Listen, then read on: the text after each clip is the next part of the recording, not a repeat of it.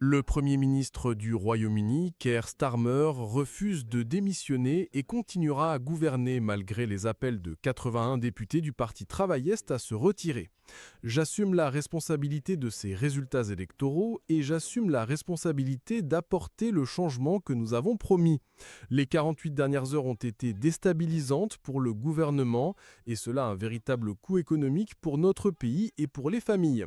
Le Parti travailliste a un processus pour contester un leader et ce processus n'a pas encore été activé.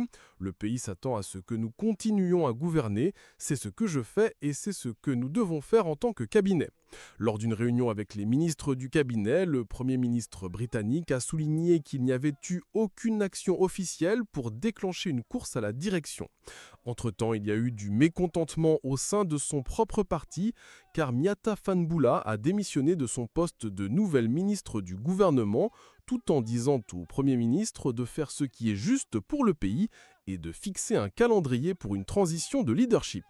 Cependant, le soutien n'a pas manqué de la part des membres du cabinet qui ont souligné que le Premier ministre faisait ce qu'il fallait.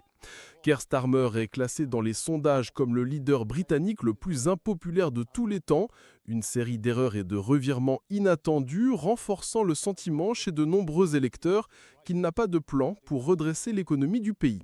Cette déception a culminé la semaine dernière après que le Parti travailliste ait subi une lourde défaite aux élections locales. Un nombre croissant au sein de son parti a exprimé la crainte que le Parti travailliste ne soit remplacé par Reform UK, dirigé par Nigel Farage, lors des prochaines élections nationales prévues pour 2029.